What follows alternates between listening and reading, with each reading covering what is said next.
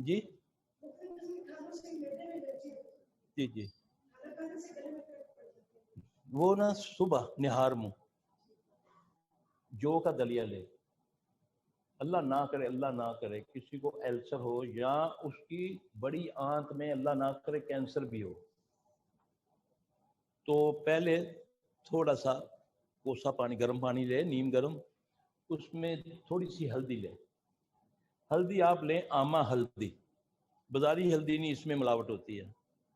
آما ہلدی، آم سے آما ہے، بھولیں گی نہیں آپ، اس کو آپ خود پیس لیں، یہ ہیپیٹائٹس سی کا بھی علاج ہے،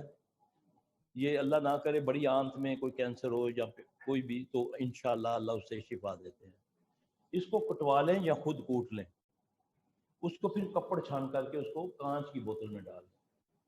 صبح نہار منہ ایک گلاس یا کپ پانی کا لے لیں نیم گرم، اس میں آدھا چمچ چائے کا ڈال کے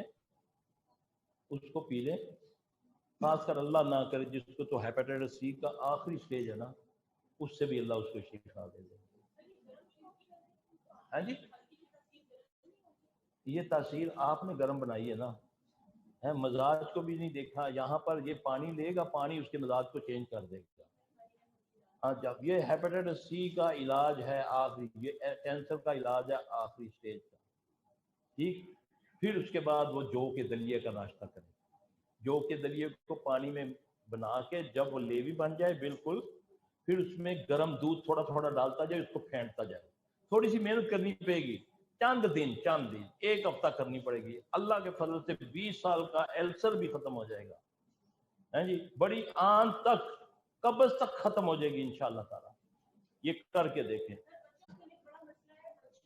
یہ میں پہلے اس کی مکمل کر لوں، پھر وہ دودھ ڈال کے گرم گرم دودھ اس کو پھینٹیں، جب وہ لیس چھوڑ دے پھر اس میں شہد ڈال دیں،